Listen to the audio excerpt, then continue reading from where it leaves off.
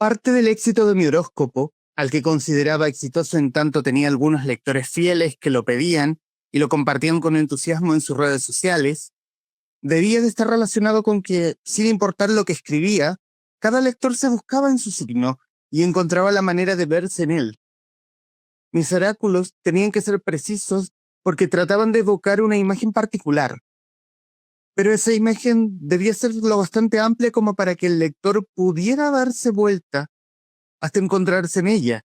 Si el texto lograba ser acogedor, si el texto era como una casa, podría hablarle a todo el que se le acercara. Esto era especial, cierto, sobre los horóscopos, pues el lector llegaba convencido de que había un mensaje entre los 12 que había sido escrito en exclusiva para él. El lector de horóscopos, como el enamorado, se acerca hambriento a los signos. Ambos creen que hay un mensaje cifrado que deben encontrar, y cada gesto y cada palabra, en el caso del enamorado más que en el del lector, pero unos y otros suelen ser los mismos, son potencialmente la confirmación del amor o del desengaño. No hay descanso ni pausa, pues todo es susceptible de análisis. En realidad se trata de una actividad agotadora. Más que amar, el enamorado sabe dar vueltas en espera de llegar finalmente al sentido último y definitivo, de asir una certeza, aunque no sea la que anhela. Mejor saber que no me ama es insoportable no saber nada. Nada en el mundo existe por fuera de esa empresa, y cada cosa bajo el cielo y el cielo mismo adquieren sentido porque pueden decir algo sobre quien se ama. Pero olvida el enamorado que no suele haber un sentido último y definitivo, y que al dar vueltas no se llega a ninguna parte donde no se haya estado antes. El horóscopo sí ofrecía un sentido. No era el único ni definitivo, pero algo era. Una intuición, casi una compañía. ¿Qué se les pide a un horóscopo? Que me deje creer que el amor vendrá. Qué bonito. Y esta es una parte del comienzo del libro, el cual vamos a hablar hoy en esta nueva entrega del Traficantes de Cultura.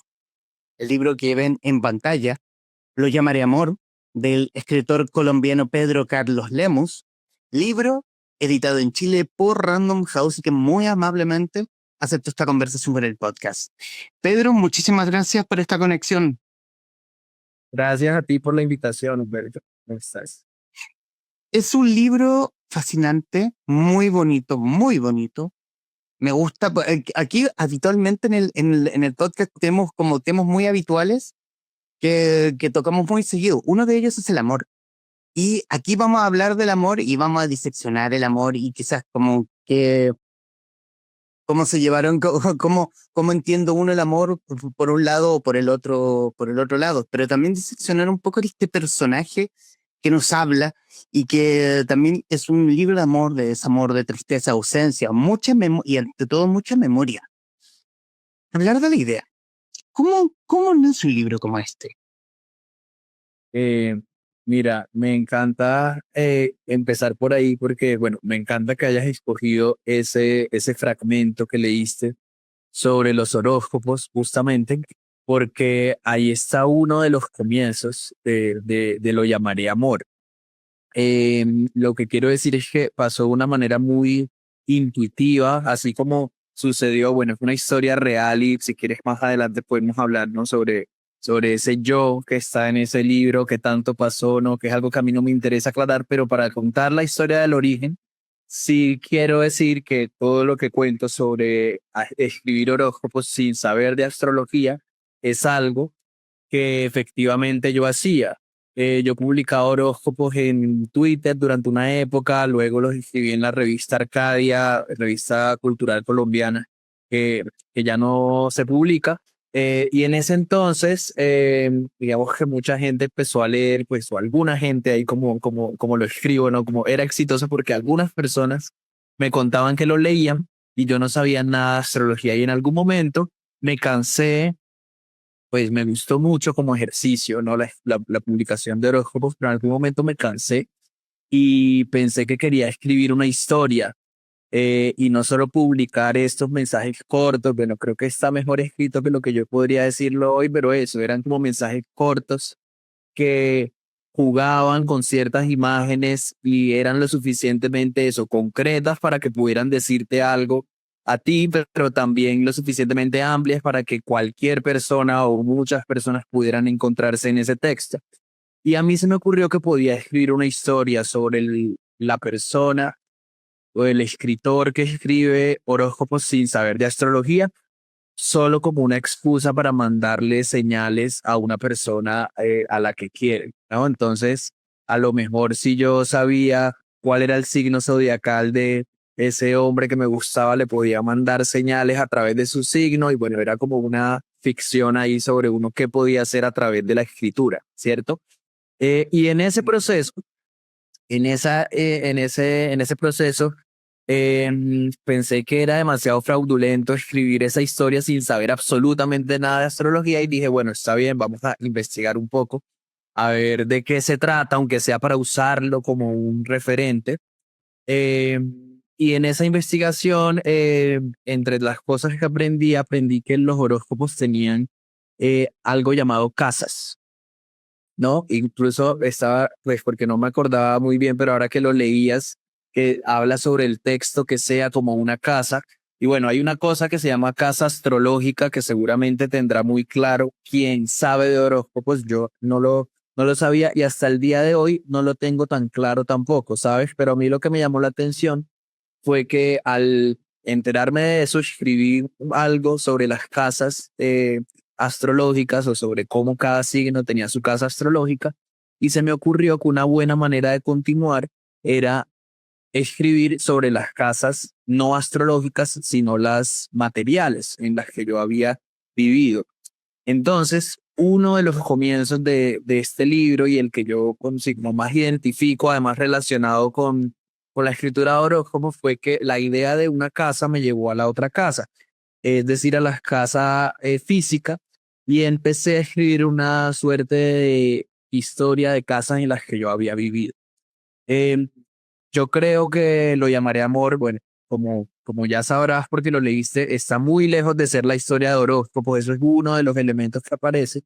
eh, y creo que sí se podría leer, aunque no es solo eso, pero uno podría trazar como la historia de las casas en las que ese personaje vive, ¿no? Y lo que cada casa significa, ya no solo, claro, en un sentido literal de lo físico, sino como yo creo que en cada etapa de esa vida que se está contando o esas casas que se van relatando, también hay una metáfora de algo que está sucediendo en el interior del personaje, ¿sí?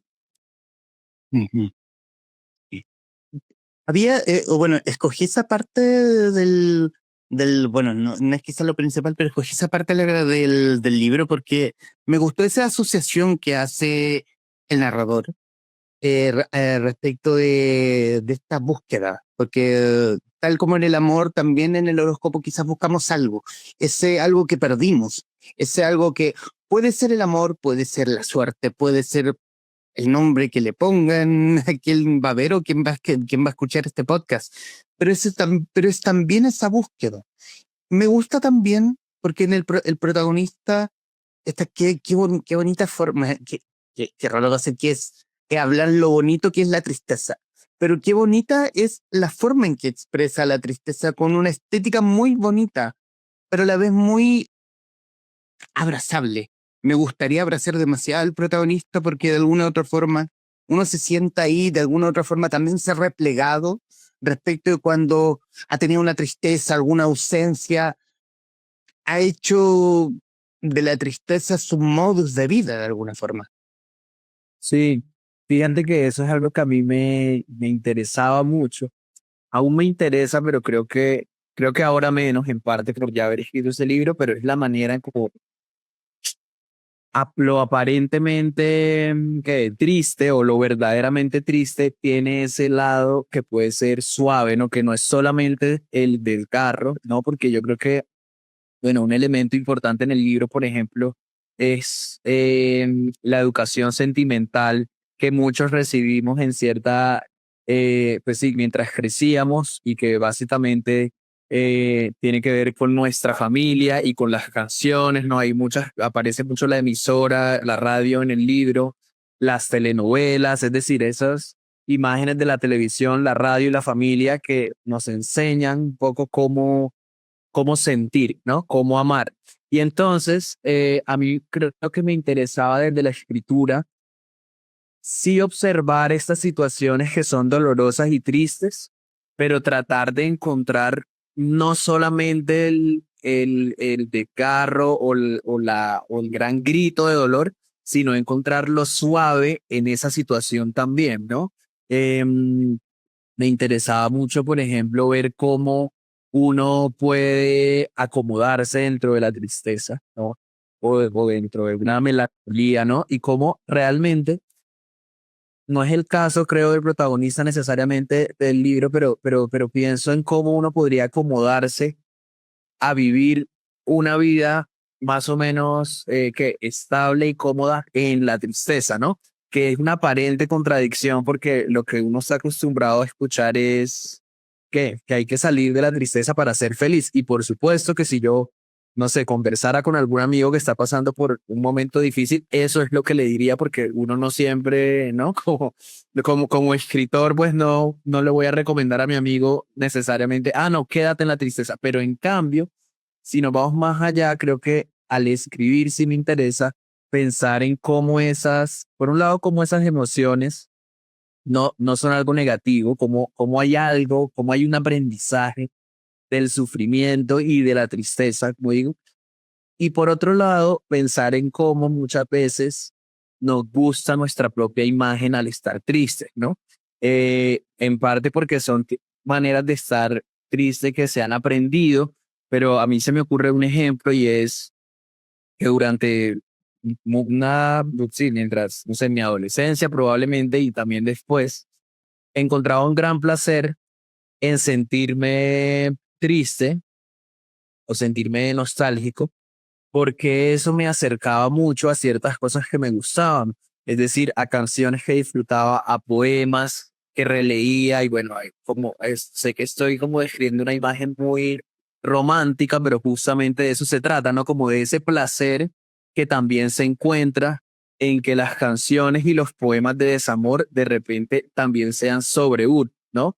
Entonces así como yo escribí este libro, creo que antes que eso, lo que hice fue ser el lector de textos que como este me hacían sentir a mí también, no como esa tristeza de una manera de una manera también muy suave y no solo negativa. Sí, sí, me explico.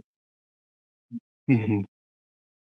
También lo siento porque quizás también signo de nuestra generación, como muchachos arriba de 25, 30, 35 años, digo muchachos 35, em, funciona también que hoy quizás hablamos de más abiertamente de nuestros sentimientos, de la tristeza.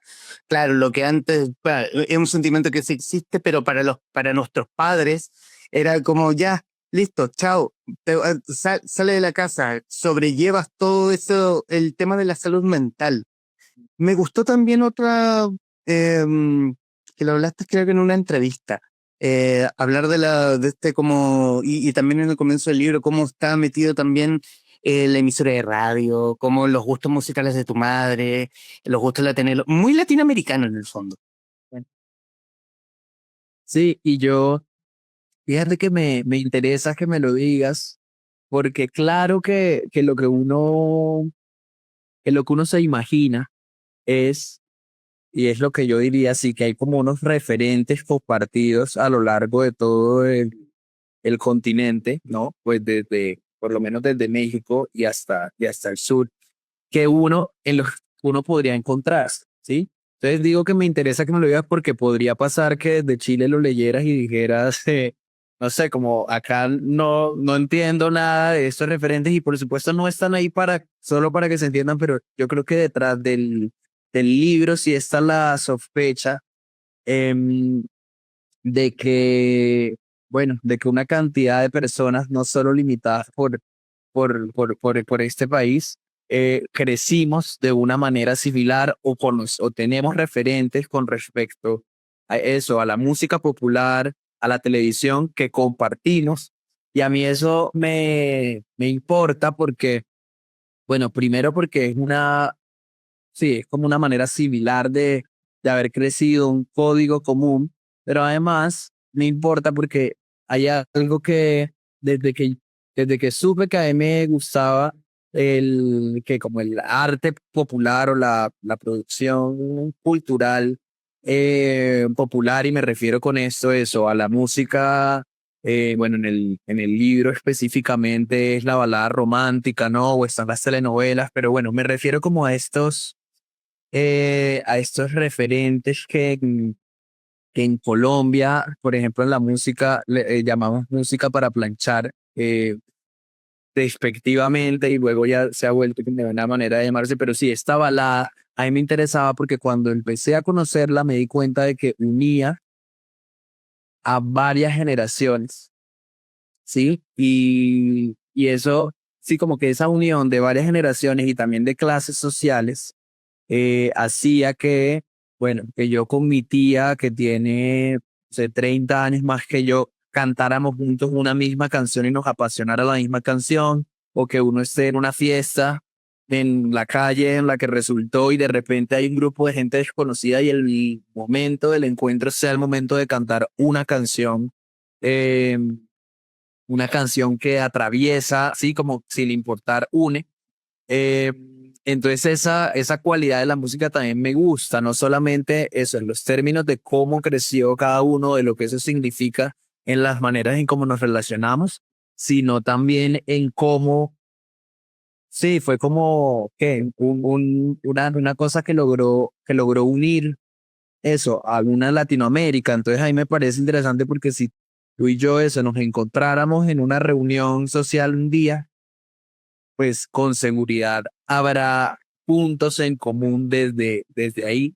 Y eso me parece muy poderoso porque realmente me hace pensar justo, bueno, antes de venir a conversar contigo, que estaba pensando, bueno, ¿cómo es que era este libro? Porque bueno, hace tanto no, no lo leo y pensaba en, en que había una distinción o una distancia en el libro entre lo que es Latinoamérica y lo que es, por ejemplo, Estados Unidos, ¿no? Em, Porque mientras que, bueno, hay cosas que se mencionan de México y hay además cantantes que están como a lo largo de toda Latinoamérica, parece haber como una unión en ese sentido y en cambio recuerdo que hay como todo un tema, ¿no? Porque el personaje de Simón se va para el norte, eh, y parece que entonces, ¿no? Como que hay una diferencia, una separación entre lo que es quedarse en Colombia, que igual está en el trópico, y estar en el norte, pero creo que eso, o pensaba hace un rato que eso podía extenderse a, pues sí, a cualquier país de Latinoamérica, y por supuesto si yo hubiera crecido en otro país, pues habría sido otro el libro, pero por otro lado, creo que sí hay unos puntos en común en en ese narrador colombiano, no, ese narrador que es, bueno, barranquillero, luego colombiano y luego también latinoamericano, ¿no? Ujú. Como si en esta hermandad latinoamericana nos juntara Julio Jaramillo, Juan Gabriel, Lucho Gatica. Eso es, exacto. Sí. ¿Cómo fue el proceso de creación del libro? ¿Cómo se dio ese... o, o existe un proceso para tal? ¿O simplemente se dio que las ganas de escribir y el fluir de la conciencia? Mira, creo que hubo un poco de ambas cosas, eh, porque sí hubo, como te digo, el libro un poco apareció de manera inesperada en en este ensayo narrativo sobre el escritor que no sabía nada de astrología, y yo a veces he pensado que se me impuso un poco escribir esto, la medida en que apareció. Durante el comienzo, digamos que yo traté de hacer una cosa y simplemente luego el texto me llevó por donde quiso, pero al comienzo yo tenía la intuición de que iba a contar dos tiempos, tal como terminó pasando, ¿no? Como un tiempo de la infancia y otro del presente de ese narrador. Y quería que cada parte, bueno, aquí de pronto me pongo muy técnico, pero es solo un momento y es que quería que cada parte, cada unión entre cada tiempo, em, fuera a través de un concepto o de una palabra muy clara. Eh, Eso suena enredado, pero para dar un ejemplo, el primer párrafo, bueno, no sé si el primer párrafo, pero sí, el primer párrafo arranca con los dientes que se le caen al narrador, y en el siguiente párrafo, que ya estamos en el presente de ese personaje, empieza diciendo que Simón le había dicho que le gustaban sus dientes, ¿no?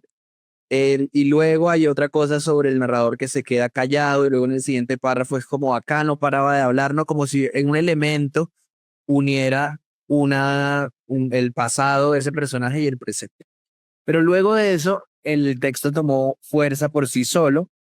Y entonces ya me encargué como de llevar cada línea y cada voz, ¿viste? Porque hay una parte contada en primera persona, otra en tercera persona. Eso, por un lado, fue apareciendo de manera muy orgánica e intuitiva, ¿sí? O sea, yo no tenía ningún plan de escritura ni nada.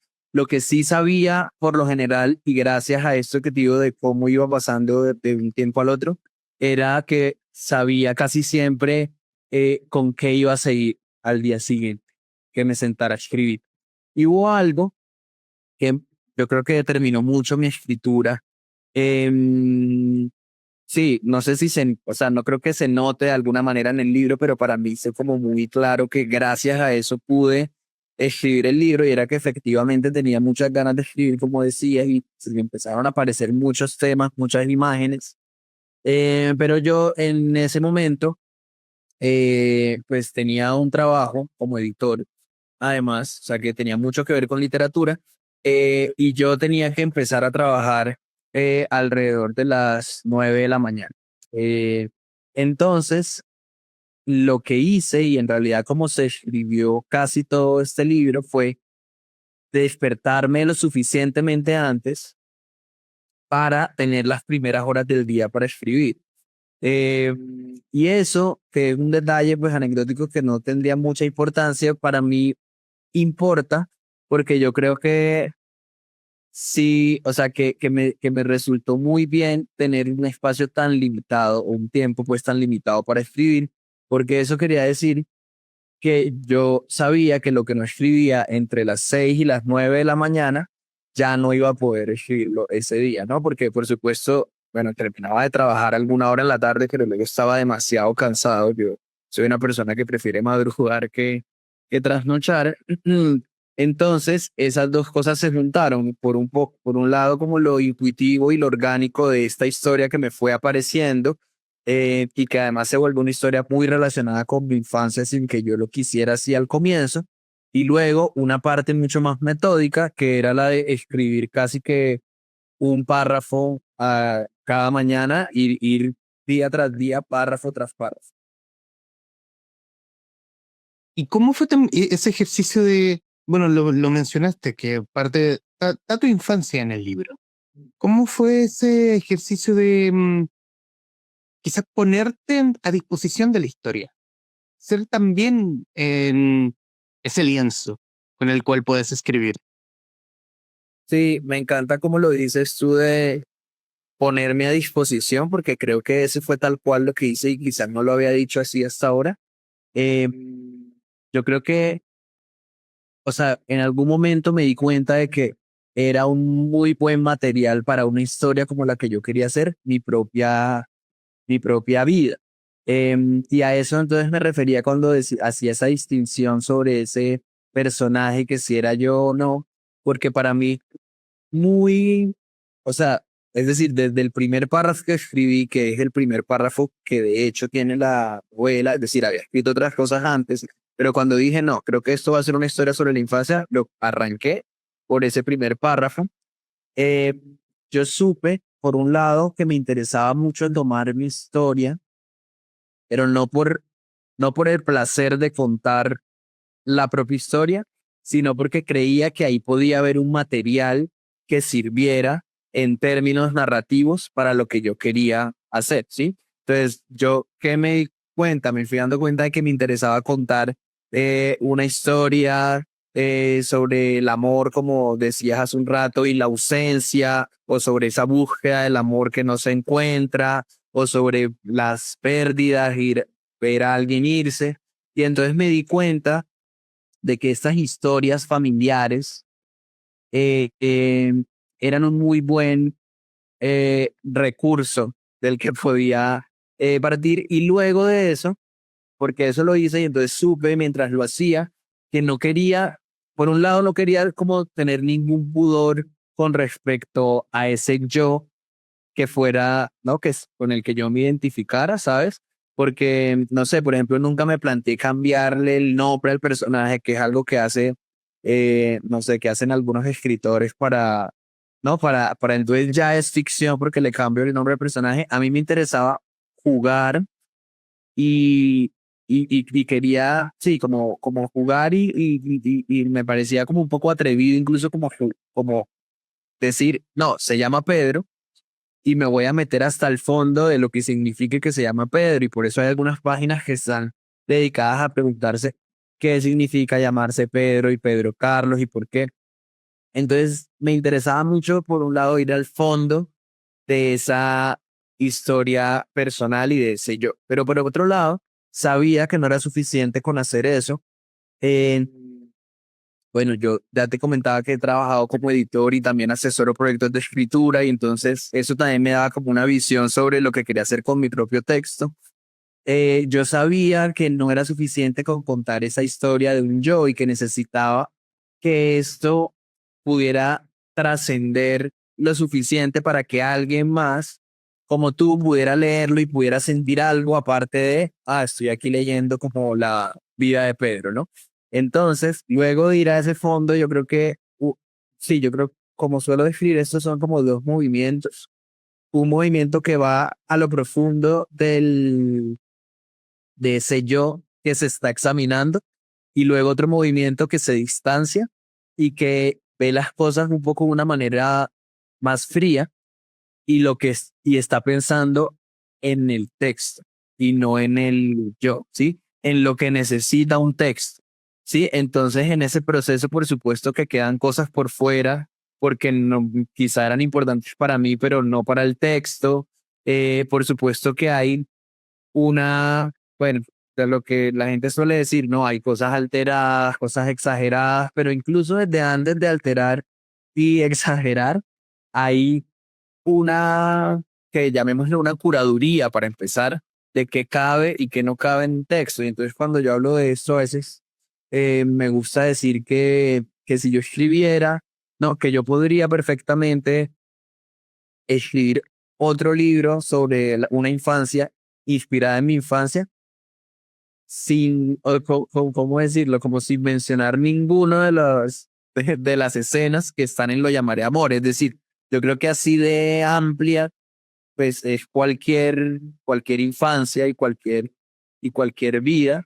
Y luego el trabajo de quien escribe también es saber qué cosas hacen parte de ese texto que está escribiendo y cómo organiza eso de tal manera que puedan llegarle a un lector que no te conozca, ¿no? Entonces en realidad se vuelve una operación mucho más fría que emotiva en esa parte del proceso. Estamos conversando con Pedro Carlos Lemus, autor de Lo llamaré amor, libro editado en Chile por Random House. ¿Cómo fue la búsqueda? Y si es que se dio esa búsqueda del tono del texto. El tono del texto lo siento como un tono también. Yo sé que estoy hablando con un chico, o sea, sé que me están hablando de un chico que se repliega, hablando mucho de la tristeza, pero también eh, la voz no es como que no es víctima, sino es la voz de alguien que sobrelleva esa tristeza y de alguna forma la lleva no como un peso, sino quizás como un compañero. A lo mejor quizás lo entendí mal, pero es una percepción que me llevé. Sí, a ver, me gusta cómo lo describes porque yo creo que sí, que no me interesaba y no, eh, una voz víctima. Vuelvo a lo que decía hace un rato sobre cómo eso se puede sobrellevar y convivir con la tristeza sin que necesariamente sea un mal lugar, como creo que le sucede al personaje, en parte porque la tristeza lo lleva a mirar su propia vida y a buscar maneras de contar y de cantar, ¿no? Entonces, me parece que eso, sí, me parece sobre todo que hay un beneficio en esa tristeza, pero creo que al escribirlo pasaba algo parecido. A mí me interesaba que no fuera mm, un texto de lamento, aunque el lamento me gusta y seguramente hay partes de lamento, me gustaba encontrar el humor también en lo triste, ¿sí? Y no sé, es decir, probablemente porque como lector también me gustaría y valoro, ¿no? Un texto que logra variar en esos tonos. No quería solamente un tono triste y me interesaba mucho, en cambio, poder encontrar otros aspectos de esas situaciones. Uno es el humorístico, porque yo creo que cualquier persona que esté, no sé, demasiado triste, de repente si se mira desde afuera también ve un poco lo ridículo de la situación, salvo, no sé, me imagino que situaciones eh, situaciones que demasiado dolorosas por lo general, sobre todo en una ruptura, aparece la risa después de ese llanto, ¿cierto? Entonces me interesaba eso, me interesaba lograr que el texto fuera acogedor, como leías al comienzo, también no solo con un lector, sino con respecto a estas emociones distintas a la tristeza. Es decir, el triste no está solo triste. Hay momentos para la gracia y la risa, ¿no? Y para observar la propia situación, a veces ridícula. También está lo tierno en medio de esas pérdidas, ¿no? Lo sutil me interesaba. Em, y por otro lado, algo que no sé si, pues ya me dirás tú si tiene que ver con esa lectura que hiciste, pero algo que apareció mientras yo escribía fue em, la tercera persona, ¿no? Porque la mayor parte, creo, del libro está escrita en primera persona, pero en algún momento, yo creo que en parte por propia exploración, y placer de la escritura, dije, ¿qué pasaría si yo escribo algunos fragmentos en tercera persona, en los que ya no digo yo, sino que observo al niño, a la madre y al padre, y así sin nombre y hago como unas escenas que están ahí repartidas entre el libro? Y yo creo que eso también me permitió distanciarme de esos personajes, porque creo que algo que también puede pasar al hablar de una pérdida y cuando está como tan relacionado con la propia historia, etcétera, es que ese yo se coma, ¿no? Como ese yo se coma todo el texto y se mire solo. Y eso que no me parece mal en otros libros, acá yo sí quería poder tener como unas pausas en que un narrador observara lo que estaba pasando, aun cuando por supuesto se entienda que ese narrador pues está narrando lo mismo del otro, del personaje principal, ¿no? Pero me interesaban esas pausas porque también yo creo que eh, eso va en la vía que dices, ¿no? De mantener ese tono que no siente como pesar por sí mismo necesariamente y que en lugar de cerrar la historia a sí mismo, yo espero pues que lo que haga es como ir abriendo caminos ahí para quien lea eso, pueda encontrarse con algo más que la sola oscuridad. Claro, funciona, claro, como lo dice una pausa, como, no sé si como un descanso de las voces del protagonista, tanto en cierto momento de su vida como en otro, pero sí, pero estás igual que el narrador, que este tercer narrador que mira como una perspectiva, como una panorámica de lo que está ocurriendo en la historia. Y aclara un poquito más el punto, y aclara un poquito más el punto. Y sobre todo, hablar de las heridas. hablar de las heridas de infancia. ¿Qué papel, qué papelazo cumplen los padres acá del protagonista? Que de alguna forma en su vida adulta también explore esas heridas, que quizás no intenta sanarlas, pero sí las lame para saber que están ahí, como una marca de guerra en el fondo. Sí, yo creo que eso es clave de los padres porque,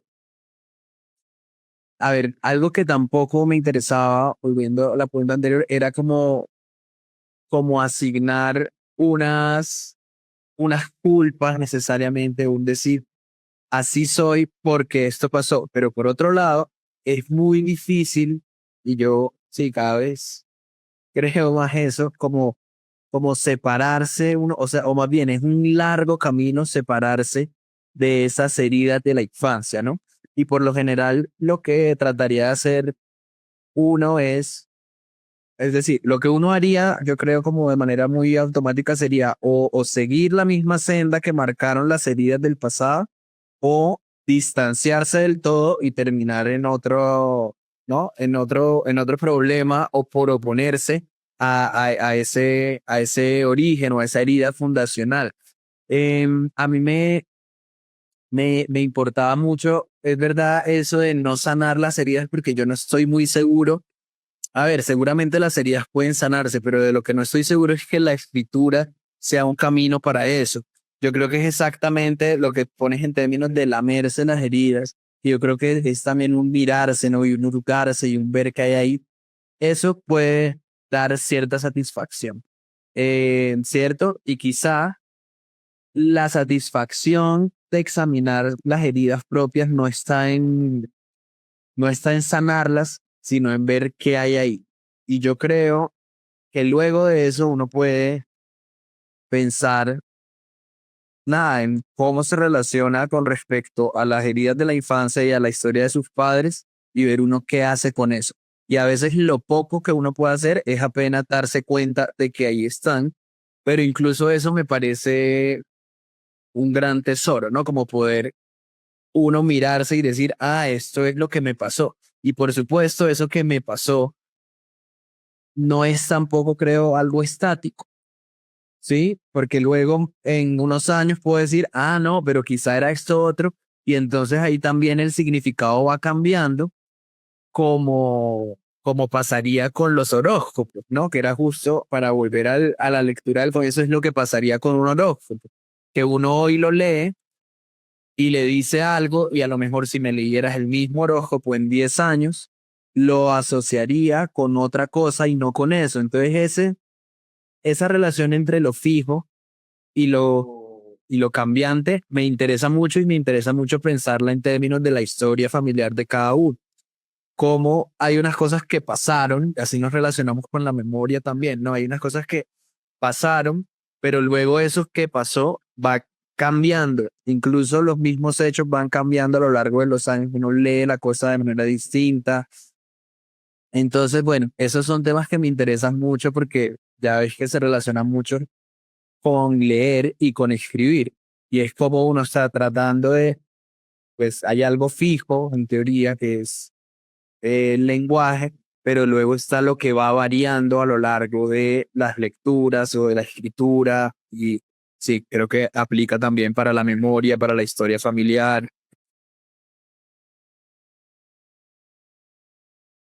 Te salimos un poco del texto propiamente tal, porque lo llamaré amor. Este año, 2025, debutó en el mapa de lenguas de Penguin Random House. Ha tenido la oportunidad de no solamente que el público colombiano lo conozca, que lo lea, sino también el público hispanoamericano, tanto en Latinoamérica como en España. Em, ¿Qué sensación te deja? ¿Qué sensación te has llevado quizás con los nuevos lectores de otros países que se han visto en Lo llamaré amor? Mira, no, pues creo que es emocionante siempre llegar a nuevos lectores. Y en este caso, una de las cosas que más me interesaba y me daba curiosidad era justamente lo que hablábamos sobre cómo iba a ser leído este libro desde otros lugares que, como digo, existe en mí la sospecha de que tenemos esa raíz, sí es que esa es una raíz común em, de estos referentes populares, etcétera. Y luego una historia sobre un amor y una pérdida que sí, que mi intuición era que también es algo que trasciende un territorio. Entonces, sobre todo, a mí me interesaba ver de qué manera, pues sí, me daba curiosidad y me emocionaba saber cómo podía leerse desde otros lugares y no, creo que este año ha sido muy emocionante por eso, porque luego en Colombia se publicó en el 2023 em, y luego este año fue como ponerme en contacto con nuevas lecturas y nuevas personas de otros países que, que creo que conectaron muy bien con el texto, que vieron algo de sí en el texto. Esas pues con las que hablé, me imagino que quien lo leyó y no se sintió así, pues no me escribió para decírmelo, pero sí fue como un nuevo momento en el que sentí que estaba en contacto con personas que, que de otra manera pues no habrían leído el libro. Quizás volvemos a la misma cofradía latinoamericana, Julio Jaramillo, Juan Gabriel, Lucho Gatica, lo llamaré amor. Mm, Exactamente. Y España, que fíjate que aunque, pues sí, que aunque yo no lo metería, pues porque no hace parte de Latinoamérica, es muy interesante porque mucha igual de la música que suena por lo menos en Colombia y me imagino que en Chile también pasó, son de también grandes cantantes, ¿no? Y baladistas españolas. Entonces sí hay ahí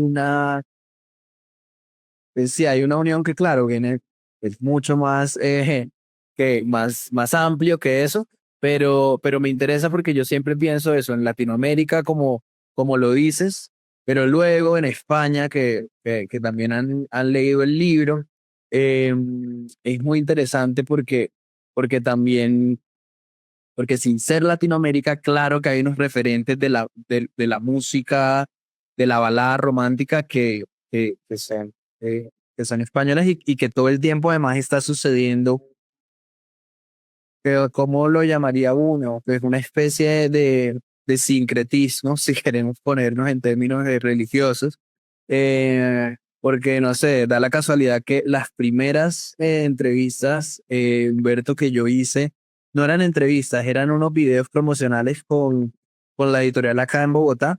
Fui con una camiseta de Rocío Dúrcal, que para mí, pues, tiene todo que ver con esto de lo que estamos hablando.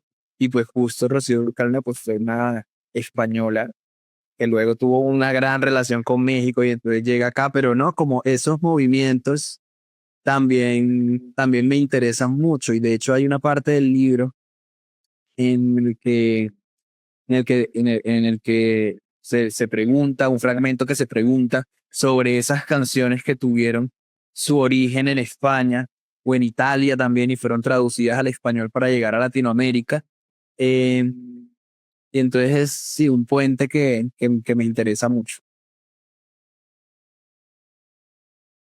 En los minutos que nos quedan de esta grabación, Pedro, quiero darte las gracias por la disposición a conversar, la disposición a de alguna forma diseccionar esta hermosa, frágil y hermosa novela, porque también la siento, como lo dijimos durante la conversación, esta estética de la tristeza, porque también no sé si tomar España, pero sí como es muy el enfoque, tiene mucho el enfoque latinoamericano, porque el latinoamericano como que ha crecido alrededor de la tristeza y se ha moldeado de la misma, eh, y, y ha hecho también ese movimiento que hace el protagonista, bella, emotiva, profundísima, con momentos de humor exquisitos que tienen como ese alivio cómico entre entre las divagaciones que hace el protagonista y también, y te hablo a ti, para si tienes la oportunidad de ver o escuchar esta conversación, recomendarte esta ópera prima de Pedro Carlos Lemos, Lo llamaré amor, Y estos minutos finales, Pedro, lo dejaré para que digas lo que gustes, la cámara es tuya, por favor. No, solo agradecerte, Humberto, por esta invitación. Me encantó conversar contigo. Me alegra que el libro te haya gustado y no, espero que encuentre, lo llamaré amor, muchos más lectores en Chile y en toda Latinoamérica, donde nos vean. Eh, y sí, que me cuenten cómo les va con el libro. Muchísimas gracias.